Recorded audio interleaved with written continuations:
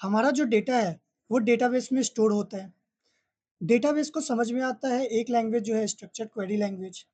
Java application data send करेगा database को store करने के लिए, जैसे कि साइन अप स्क्रीन है। जावा एप्लीकेशन यूज़र नेम और पासवर्ड फेच करेगा और उसको स्टोर कराने के लिए डेटाबेस के पास पास ऑन कर देगा। लेकिन यहाँ पे एक प्रॉब्लम है, जावा एक अलग लैंग्वेज है, डेटाबेस को जो समझ में आता है वो एसक्यूएल समझ में आता है।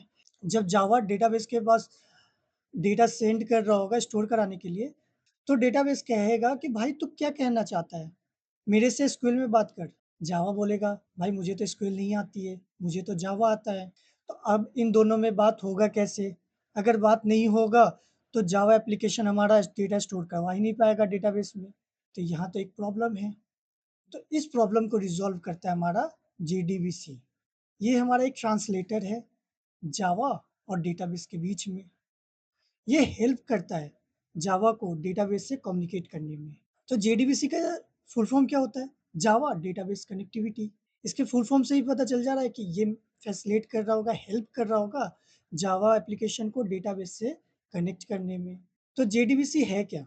तो जेडीबीसी एक जावा एपीआई है जो अलाउ करता है जावा एप्लीकेशन को to communicate with the database, ताकि हमारा जो डेटा है हम जावा एप्लीकेशन से डेटाबेस के पास पास ऑन कर दें और हमारा डेटाबेस उस डेटा को स्टोर कर पाए परमानेंटली के लिए। मुझे लगता है कि आप ये समझ गए होंगे कि जेडीबीसी का नीड क्यों है। तो ये है जेडीबीसी का आर्किटेक्चर। जावा एप्लीकेशन डेटा भेजेगा जेडीबीसी एपीआई के पास, जेडीबीसी एपीआई उस रिक्वेस्ट को लेगा एंड पास ऑन कर देगा ड्राइवर मैनेजर के पास। तो ये जो जेडीबीसी एपीआई है, इसके अंदर हमारा स्टैंडर्ड इंटरफेस होते हैं, क्लासेज होते हैं, जो हेल्प करता है ड्राइवर मैनेजर के पास रिक्वेस्ट भेजने में। इसके इंटरफेस और क्लासेस को और अच्छे से देखेंगे हम। उसके बाद होता है हमारा जेडीबीसी ड्राइवर मैनेजर। इसके नाम से पता चल रहा होगा कि ये क्या काम करता है, ये ड्राइवर को मैनेज करता है हमारे लिए। ये करेक्ट ड्राइवर हमारे लिए चूज़ करता है और कनेक्शन एस्टेब्लिश करने में हमारा मदद करता है। उसके बाद हमारा रिक्वेस्ट आ जाएगा जेडीबीसी ड्राइवर के पास। जेडीबीसी ड्राइवर उस जावा कोड को एग्जीक्यूट कर रहा होगा डेटाबेस स्पेसिफिक कमांड्स में और हमारे डेटाबेस में वो डेटा स्टोर हो जाएगा परमानेंटली के लिए। हमारा जावा कोड आएगा जेडीबीसी एपीआई के पास। जेडीबीसी एपीआई इस रिक्वेस्ट को पास ऑन कर देगा हमारा ड्राइवर मैनेजर के पास। ड्राइवर मैनेजर हमारे लिए करेक्ट ड्राइवर सेलेक्ट करेगा एंड देन वो ड्राइवर का काम होगा कि हमारा जो जावा कोड है उसको डीबीएमएस स्पेसिफिक कमांड्स में एग्जीक्यूट करे और हमारे डीबीएमएस में हमारा जो डेटा है वो स्टोर हो जाता है। रेस्टोरेंट के अनुसार से जावा एप्लीकेशन हो गया हमारा कस्टमर, जेडीबीसी एपीआई हो गया हमारा वेटर, जेडीबीसी ड्राइवर मैनेजर हो गया हमारा ऑर्डर कोऑर्डिनेटर, जेडीबीसी ड्राइवर हो गया हमारा किचन स्टेशन और जो डेटाबेस हो गया वो हमारा किचन है। कस्टमर ऑर्डर प्लेस करेगा वेटर के पास, वेटर उस ऑर्डर को लेके ऑर्डर कोऑर्डिनेटर के पास पास ऑन कर देगा।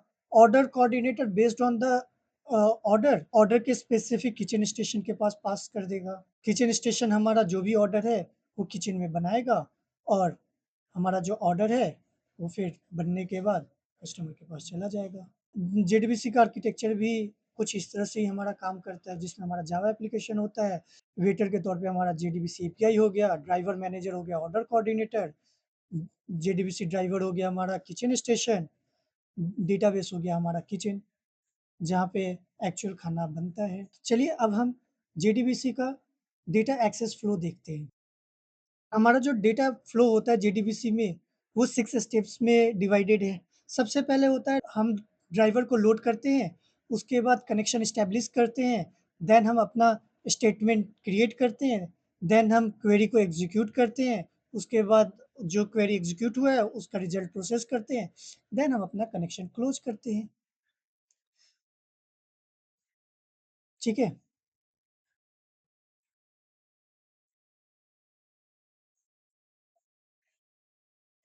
ठीक है? इसको समझते हैं। सबसे पहला स्टेप क्या था? Load the driver. किस तरह से हम लोड करेंगे? क्लास डॉट फॉर नेम, और उसमें हम अपने जो भी हमारा ड्राइवर है उसका यूआरएल दे देंगे, ठीक है। इससे हमारा ड्राइवर लोड हो जाएगा। उसके बाद है establish the connection.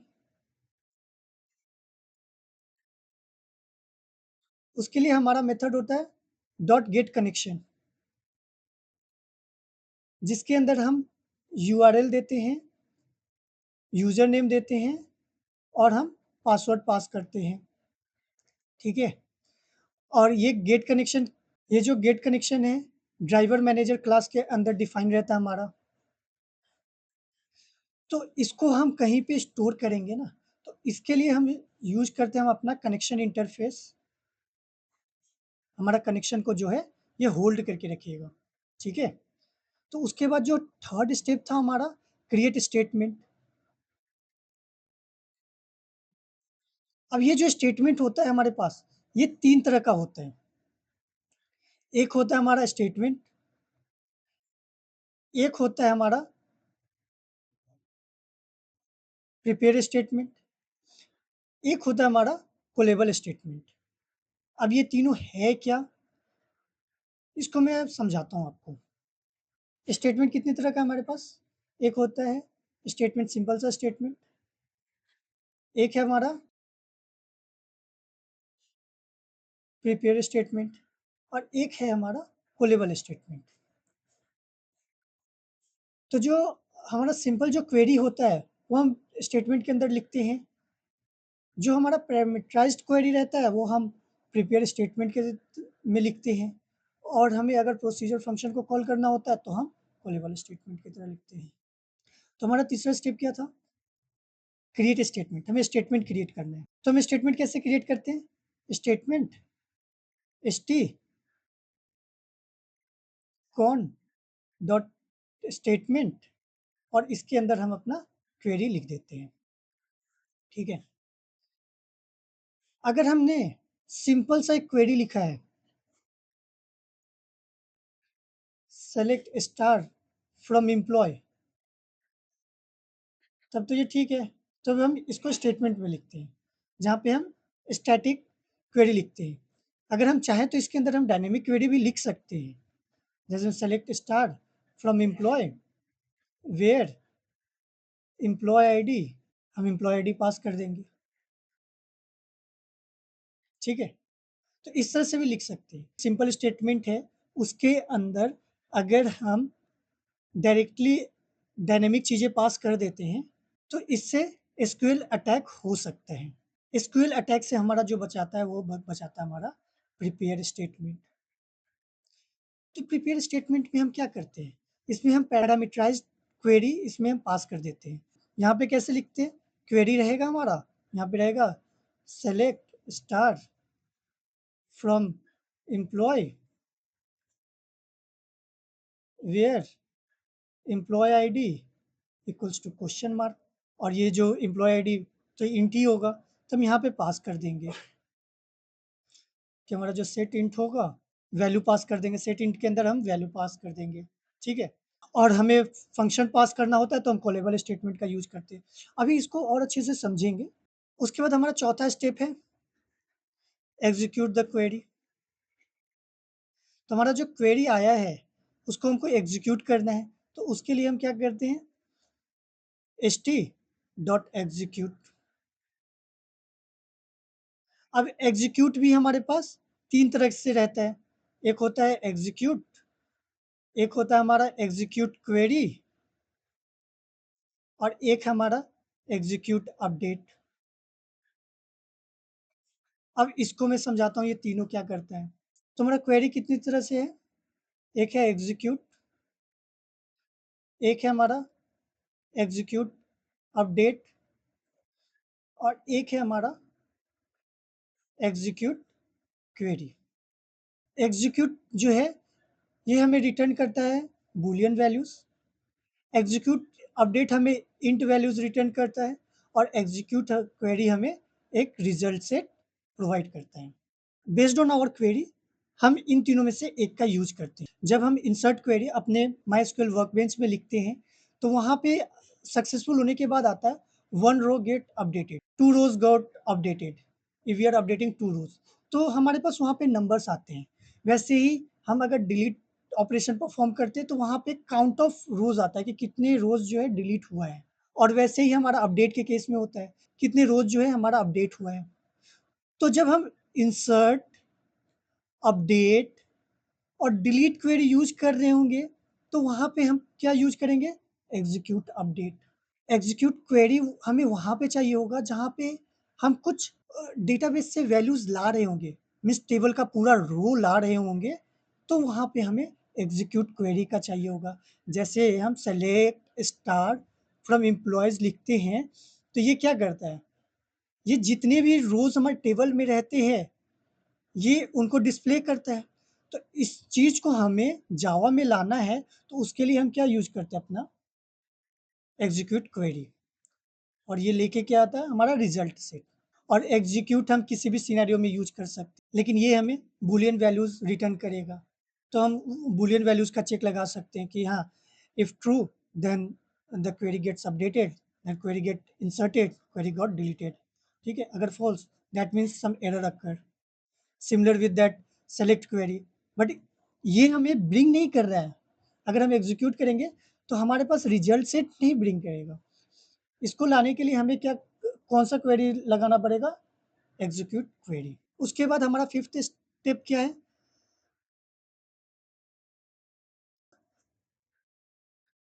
Process the result set. तो हम रिजल्ट सेट को अपना प्रोसेस करेंगे और सिक्स में हम कनेक्शन को क्लोज कर देंगे। ठीक है, तो ये हमारा स्टेप्स था। इसको जब हम कोड लिखेंगे ना तो और अच्छे से समझेंगे।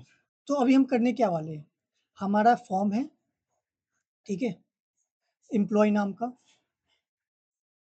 जिसके अंदर स्टोर है अपना एम्प्लॉय आईडी, उसका नेम और सैलरी। तो ये हमको स्टोर कहाँ करवाना है? डेटाबेस में। तो डेटाबेस में स्टोर करवाना है तो हमें एसक्यूएल में ही स्टोर कराना पड़ेगा, जिसमें फैसिलिटेट कौन करेगा? जेडीबीसी।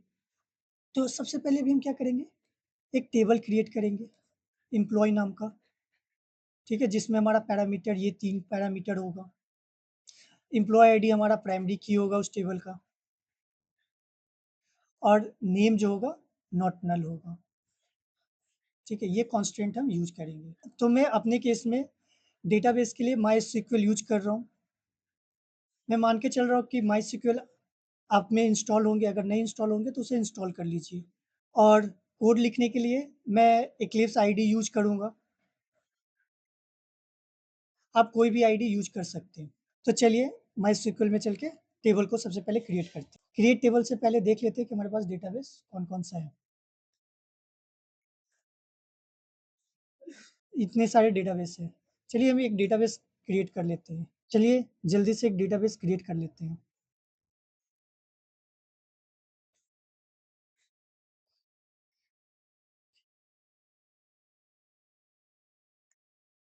तो हमारा डेटाबेस क्रिएट हो गया।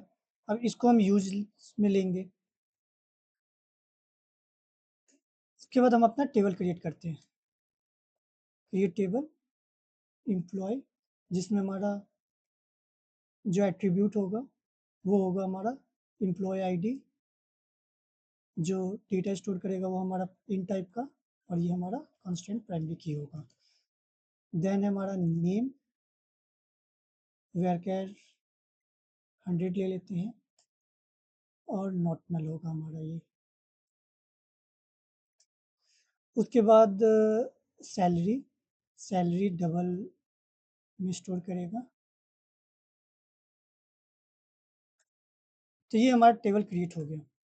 चलिए देखते हैं कि टेबल में क्या क्या है। अभी तो मैंने टेबल क्रिएट किया है तो इसमें कुछ वैल्यूज़ होना नहीं चाहिए। चलिए एक रो इंसर्ट कर लेते हैं। इंसर्ट इनटू एम्प्लॉय, कौन किस किस में इंसर्ट करेंगे? एम्प्लॉय आईडी, नेम और हमारा सैलरी। क्या क्या वैल्यूज़ प्रोवाइड करेंगे? एम्प्लॉय आईडी में 21 पास कर देते हैं, एम्प्लॉय नेम में रितु ही पास करता हूँ, एंड देन सैलरी डाल देता हूँ 2000। ठीक है, तो ये हमारा टेबल इंसर्ट हो गया। चलिए देखते हैं कि इंसर्ट हुआ है कि नहीं।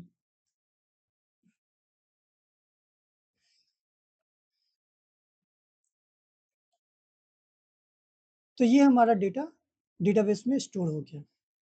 अब हमें ये डेटा कहाँ से स्टोर करवाना है?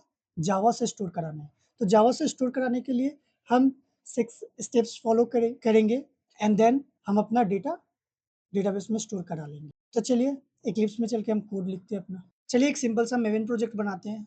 मेवन प्रोजेक्ट इसलिए बना रहे हैं क्योंकि हमारे पॉम डॉट एक्सएमएल में हम डिपेंडेंसी लिखते हैं और बेस्ड ऑन इस डिपेंडेंसी उसका कोरस्पॉन्डिंग जार्स लाके हमें डाल देता है, तो हमारा डेवलपमेंट थोड़ा ईजी हो जाता है। तो इसलिए हम मेवन प्रोजेक्ट में एक सिंपल सा प्रोजेक्ट बनाते हैं। क्रिएट करते हैं हम अपना मेवन प्रोजेक्ट।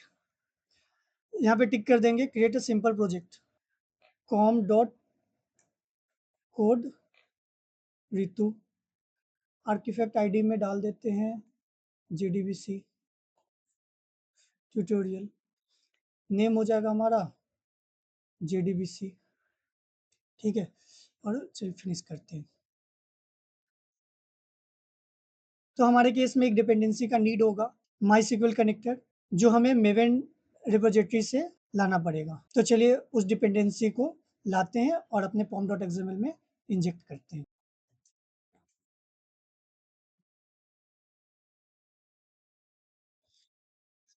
मेवन के अंदर से हम कोई भी वर्जन यूज कर सकते हैं। चलिए हम लेटेस्ट वर्जन ही यूज करते हैं। तो हम यहाँ से इस डिपेंडेंसी को कॉपी कर लेंगे। ठीक है, और पेस्ट करेंगे अपने पॉम डॉट एक्सएमएल। तो यहाँ पे डिपेंडेंसीज है नहीं, तो यहाँ पे मैंने डिपेंडेंसीज बना लिया। इसमें हम जो कॉपी किए थे उस डिपेंडेंसी को ऐड कर देंगे। तो यहाँ पे देखेंगे, यहाँ पे कोई भी मेवन डिपेंडेंसीज है नहीं। जैसे ही हम कंट्रोल सेव करेंगे तो यहाँ पे अपना मेवन डिपेंडेंसीज आ जाएगा, जिसमें हमारा कौन सा जार्स आ गया? 2 जार्स का नीड है, माई सिक्वल कनेक्टर और प्रोटोवर्ब जावा। ये दोनों जार्स सिर्फ ये डिपेंडेंसी ऐड करने की वजह से यहाँ पे आ गया। अगर आपको मेवन डिपेंडेंसी के अंदर ये माई सिक्वल कनेक्टर ना दिखे तो क्या करना है कि प्रोजेक्ट पे राइट क्लिक करना है, मेवन के अंदर अपडेट प्रोजेक्ट पे क्लिक कर देना है, या ऑल्ट F5 भी कर सकते हैं। अगर उसके बाद भी ना हो तो विंडोज़ पे जाना है, प्रेफरेंस जाना है, मेवन पे चेक करना है कि ये ऑफलाइन टिक्ड है या नहीं है। अगर उसके बाद भी आपका यहाँ पे मेवन डिपेंडेंसी के अंदर माई सिक्वल कनेक्टर जार्स नहीं आता है तो आप प्रॉब्लम में एक बार देख लीजिएगा, उसके बाद चैट जीपीटी से पूछ लीजिएगा एंड एरर को रेक्टिफाई कर लीजिएगा। उसके बाद भी अगर नहीं हो तो आप चैट में एरर पिंग कर सकते हैं। चलिए एक क्लास बनाते हैं।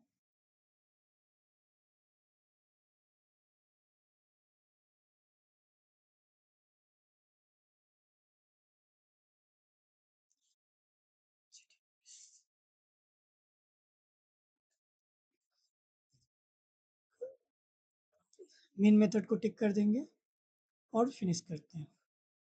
ठीक है, सबसे पहले हम इंपोर्ट कर लेंगे अपने जावा डॉट स्क्यूएल का सारा पैकेज। ठीक है, उसके बाद हम एक ट्राई कैच ब्लॉक बना लेते हैं ताकि कोई भी एक्सेप्शन है तो हमें पता चल पाए।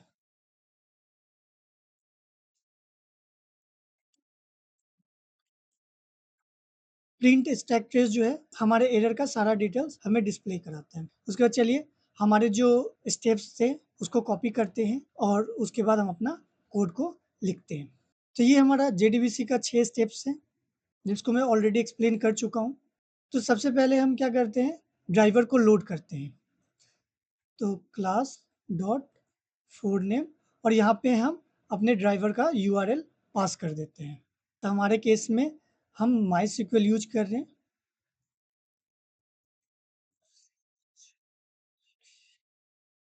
इस डॉट ड्राइवर, तो ये हमारा ड्राइवर लोड हो गया। फिर हम अपना कनेक्शन इस्टेब्लिश करते हैं। उसके लिए हम क्या करते हैं, dot get connection method use करते हैं जो डिफाइंड है अपना ड्राइवर मैनेजर के अंदर। कनेक्शन के लिए हमें 3 चीज़ें का नीड होता है। URL हो गया, डेटाबेस का जो URL है, उसके बाद हमारा यूज़र नेम हो जाएगा, उसके बाद हमारा डेटाबेस का पासवर्ड हो जाएगा। ये जो कनेक्शन हम एस्टेब्लिश किए हैं तो उसको हम स्टोर करेंगे कनेक्शन इंटरफेस का ऑब्जेक्ट बना के। तो चलिए user name, URL and password define करते हैं। स्टैटिक फाइनल स्ट्रिंग यूआरएल, यहाँ पे हम यूआरएल डिफाइन कर देंगे। उसके बाद static final string user name है, यहाँ पे यूजर नेम डिफाइन करेंगे। तो हमारा जो यूजर नेम है वो है रूट, ठीक है। स्टैटिक फाइनल स्ट्रिंग और हम अपना पासवर्ड यहाँ पे डिफाइन कर देंगे।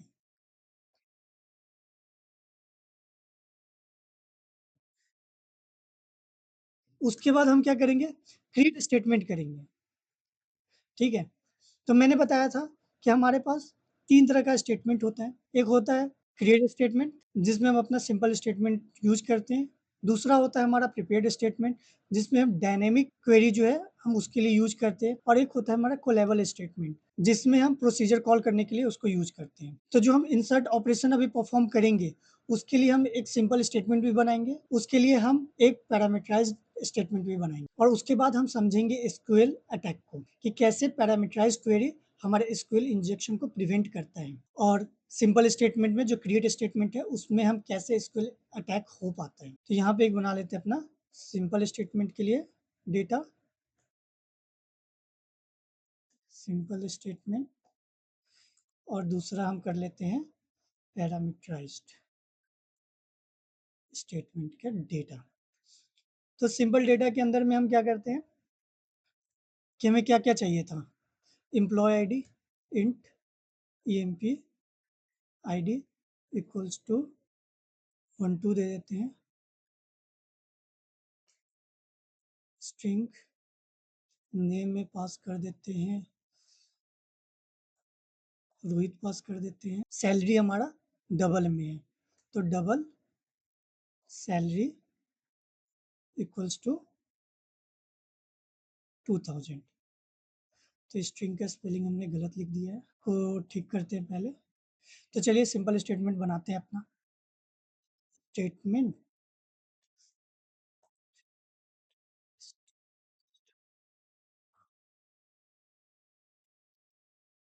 हम यहाँ पे इंसर्ट ऑपरेशन परफॉर्म करना चाहते हैं। तो इंसर्ट ऑपरेशन परफॉर्म करने के बाद हमारा जो रिजल्ट आएगा वो नंबर्स में आएगा। तो इसके लिए मैंने क्या बोला था कि एग्जीक्यूट अपडेट हम यूज करेंगे। तो हमारा जो रिटर्न टाइप होगा वो क्या होगा, इंट रोज st डॉट एग्जीक्यूट। हम वो क्वेरी पास कर देंगे। तो हमने ऑलरेडी क्वेरी बना रखा है तो ये हमारा इंसर्ट क्वेरी है, इसको लेते हैं जो क्वेरी पास करना चाहते हैं वो क्वेरी, ठीक है। उसके बाद if rows is greater than 0 that means काम था, ऑपरेशन था, वो हमारा एग्जीक्यूट हो गया, डेटा गॉट इंसर्टेड। एल्स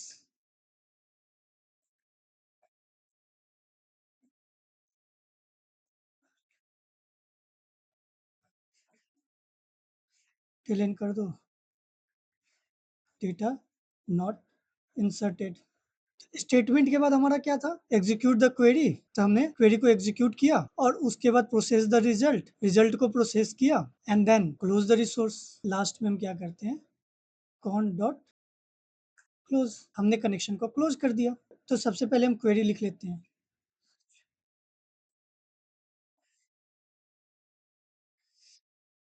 तो ये हमारा क्वेरी है। तो ये जो यहाँ पे 21 है, 21 की जगह हमें यहाँ पे एम्प्लॉय आईडी पास करना है, रितु के जगह यहाँ पे नेम पास करना है और 2000 की जगह हमें सैलरी पास करनी है। यहाँ पे भी 2000 हो गया तो इसे हम 4000 कर देते हैं। इसको हम पास कर देते हैं सैलरी, हमारा नेम, और ये हमारा एम्प्लॉय आईडी। तो ये यहाँ पे हमारा क्लोज हो गया। देन ये स्टार्ट, देन हमारा यहाँ पे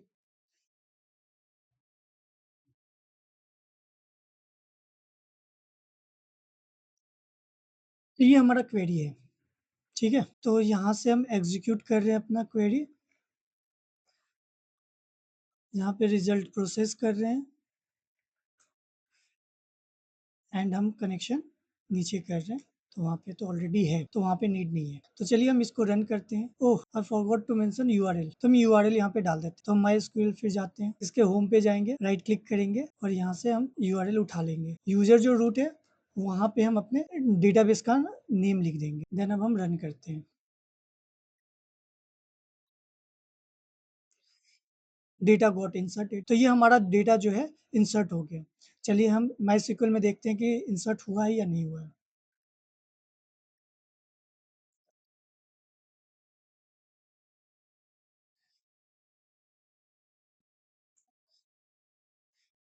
तो हम ये देख सकते हैं कि यहाँ पे रोहित नाम का इंसर्ट हो गया, जिसका एम्प्लॉय आईडी 12 है। यहाँ पे एक चीज देखिए, हम एम्प्लॉय आईडी जो है स्टैटिक वे में पास कर रहे हैं, तो यहाँ पे एक प्रॉब्लम हो सकता है। तो अटैकर हमारा इजिली इस क्वेरी में अपना क्वेरी डाल के एग्जीक्यूट करा सकते हैं और वो हर केस में पॉजिटिव ही होगा। हम एक सिंपल स्टेटमेंट क्रिएट करते हैं लॉगिन के लिए। हमारे लॉगिन के केस में जो सिंपल स्टेटमेंट होगा एसक्यूएल का वो इस तरह से ही होगा। सेलेक्ट स्टार फ्रॉम एम्प्लॉय ले लेते हैं, where user name equals to हमारा यूजर नेम होगा, ठीक है, एंड पासवर्ड इक्वल्स टू हमारा पासवर्ड होगा। ये दो जो चीजें हैं ये हमारा यूजर इनपुट कर रहा होगा। तो हमारा यूजर नेम उसने रूट डाल दिया और पासवर्ड की जगह बंदे ने डाल दिया आरजे क्लोज और 1 = 1। तो ये वाला जो सिनेरियो है ये हमेशा हमारा रिटर्न क्या करेगा, ट्रू। ट्रू होने के वजह से वो बंदा लॉगिन कर पाएगा। उसने पासवर्ड तो सही नहीं डाला लेकिन फिर भी वो लॉगिन कर पा रहा है। तो ये होता है हमारा एसक्यूएल अटैक। हमारा जो अटैकर्स होते हैं वो क्या करते हैं, अब इंजेक्ट करते हैं मैलिशियस क्वेरी और उसके मदद से वो एक्सेस कर पाते हैं प्राइवेट चीज़ों को। तो इससे बचने के लिए हम यूज करते हैं अपना पैरामीटराइज्ड क्वेरी। तो अब हम क्या करेंगे ना, तो अब क्या होगा ना कि हमारा जो क्वेरी होगा उसमें जो हम डेटा ले रहे होंगे हम रन टाइम में लेंगे। अब हम क्या कर देंगे, select star from employ where user name equals to question mark and password equals to question mark.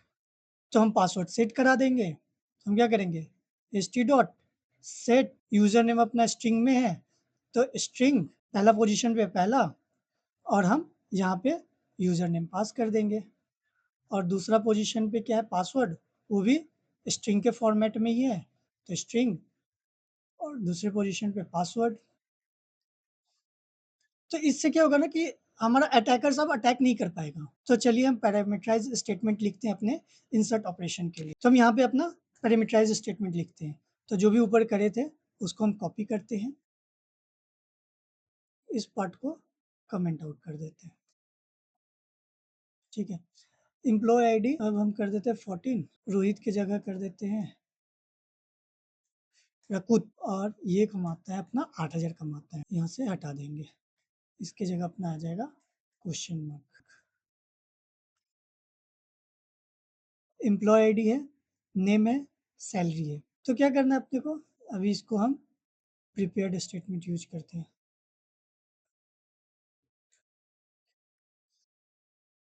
और यहाँ पे अपना क्वेरी लिख देते हैं। तो अब हम वैल्यूज को सेट कराते हैं, एस टी डॉट सेट पहला क्या है एम्प्लॉय आईडी। एम्प्लॉय आईडी का क्या है, वो इंट टाइप का है तो यहाँ पे हम इंट लिखेंगे।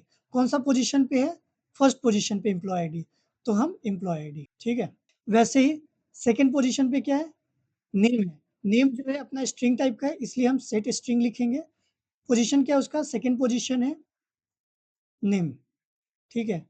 Same H T dot set double, तो डबल है यहाँ पे और ये पोजीशन है अपना थर्ड और ये है सैलरी, ठीक है। Execute update and everything remains the same. अब हम इसको रन करते हैं। You have an error in SQL syntax, check the manual. Okay, तो ये हमारा जो एरर है हमने क्वेरी दो जगह यूज कर लिया है, इसकी वजह से एरर है। तो हमारा यहाँ से हट के देन अब हम रन करेंगे और देखेंगे, yes our data got saved. चलिए हम एसक्यूएल में देखते हैं कि सेव हुआ है कि नहीं। यस, हमारा जो 14 है वो अवेलेबल है, मतलब हमारा डेटा जो है प्रॉपर्ली इंसर्ट हो गया। तो ये था हमारा इंसर्ट ऑपरेशन पैरामीटराइज्ड क्वेरी के थ्रू। तो ये हमारा क्रिएट स्टेटमेंट था। हमने दोनों तरफ से देखा, स्टेटमेंट के थ्रू देखा और पैरामीटराइज्ड स्टेटमेंट के थ्रू भी देखा। सबसे पहले हम क्या कर रहे हैं, ड्राइवर लोड कर रहे हैं, कनेक्शन स्टैब्लिश कर रहे हैं। उसके बाद हम क्या कर रहे हैं, अपना स्टेटमेंट लिख रहे हैं। स्टेटमेंट लिखने के बाद हम क्या कर रहे हैं, क्वेरी को एग्जीक्यूट कर रहे हैं, then process the result and then close the resources. इसी को क्या कर सकते हो, मॉड्यूलर वे में कोड को लिख सकते हो, हर चीज को सेपरेट कर सकते हो। क्रिएट ऑपरेशन क्रिएट क्लास में चला जाएगा, अपडेट अपडेट क्लास में चला जाएगा, रीड रीड क्लास में चला जाएगा एंड डिलीट अपना डिलीट क्लास में चला जाएगा। कनेक्शन जो हम स्टैब्लिश कर रहे हैं वो किसी और क्लास में हम स्टैब्लिश कर लेंगे और उसी को हम यूज ले ले रहेंगे। और एक हमारा डीटीओ क्लास होगा जो मदद करेगा हमारा डेटा को ट्रांसफर करने में। तो ये तो मॉड्यूलर अप्रोच था कोड को लिखने के लिए, लेकिन हम जो लिखेंगे वो एग्जैक्टली यही कोड लिखेंगे। चलिए हम देखते हैं एक और ऑपरेशन, रीड ऑपरेशन देख लेते हैं। ठीक है, सिंपल स्टेटमेंट अपना कॉपी करते हैं, यहाँ पे पेस्ट करते हैं, इसको अनकमेंट करते हैं, हमें इसका नीड नहीं है। क्वेरी लिखना है यहाँ पे, हमको क्या करें, रीड ऑपरेशन मतलब कि हमें सेलेक्ट क्वेरी चलाना है, हमें ये सारी डेटा चाहिए। तो हमारे पास अब क्या आ रहा होगा, डेटा आ रहा होगा। तो डेटा जब आता है तो हम यहाँ पे अगर एग्जीक्यूट अपडेट चलाएंगे तो ये तो इंट में आएगा कि हाँ 3 रोज में डेटा है, तो हमें ये नहीं चाहिए ना, हमें चाहिए कि क्या डेटा है। तो उसके लिए हम यूज करते हैं अपना रिजल्ट सेट, आर कैप्स में आएगा, आर एस इसको डिनोट कर देते हैं, क्वेरी क्वेरी आ जाएगा। यहाँ पे अपना क्वेरी में लिख लेंगे सेलेक्ट स्टार फ्रॉम एम्प्लॉय। तो यहाँ पे इफ नहीं होगा, हमारे यहाँ टेबल में कितना रोज है, 3 रोज है। तो क्या करेगा, आर एस डॉट नेक्स्ट हमारा बुलियन रिटर्न करता है। तो ये बोल रहा है कि जब तक ले हमारा डेटा है तब तक ले आप प्रोसेस कीजिए एंड रिजल्ट को डिस्प्ले कराइए। तो हम system dot out dot print L N में अपना डेटा लिख देते हैं, E M P I D, I D में हम क्या डाल देंगे, R S dot get int, first position से ले रहे हैं, देन हमारा आ जाएगा name, R S dot get string second and then हमारा आएगा उसका सैलरी। ठीक है, R S dot get double, इसका पोजीशन 3 है, तो एक एक्स्ट्रा स्पेस आ गया, इसको क्लोज करते हैं। तो ये इस तरह से डिस्प्ले कराएगा। तो चलिए रन करा के देखते हैं। तो ये हमारे डेटा आ गए। तो आर एस जो नेक्स्ट है वो क्या रिटर्न कर रहा होगा, बुलियन वैल्यूज। जब तक ये डेटा है तब तक ये ट्रू रिटर्न कर रहा होगा, जैसे उसे डेटा नहीं मिला होगा तो वहाँ पे फॉल्स रिटर्न कर रहा होगा और यहाँ से हमारा लूप एग्जिट कर गया होगा और हम लास्ट में क्या कर रहे हैं, कनेक्शन को क्लोज कर रहे हैं। तो अब हमारा कोई भी ऑपरेशन हो, क्रिएट ऑपरेशन हो, रीड ऑपरेशन हो, डिलीट हो, अपडेट हो, आप अब कोई भी ऑपरेशन आप खुद से अब कर सकते हो। ये तो था हमारा रीड ऑपरेशन के लिए। वैसे ही अगर हमें अपडेट क्वेरी चलाना हो तो उसके लिए हम क्या करेंगे, हम पैरामीटराइज्ड क्वेरी यूज ले रहे होंगे। ठीक है, कुछ इस तरह से लिखेंगे, बस हमारा क्वेरी चेंज हो जाएगा और हम अपडेट कर देंगे, जो भी वैल्यूज हमें अपडेट करना है हम यहाँ पे अपडेट कर देंगे। वैसे ही हमें डिलीट क्वेरी, तो डिलीट के लिए हम यहाँ पे ऐसे ही हम लिख रहे होंगे, यहाँ पे एग्जीक्यूट क्वेरी की जगह सिंपल सा एग्जीक्यूट यूज कर रहे होंगे। अगर डिलीट हो गया तो ट्रू रिटर्न करो, अगर डिलीट नहीं हुआ तो फॉल्स रिटर्न करो। आई होप आपको जेडीबीसी अच्छे से समझ में आ गया होगा। अगर कोई कॉन्सेप्ट आपको समझ में ना आया हो तो कमेंट में अपना क्वेरी पिंग कर सकते। Thank you.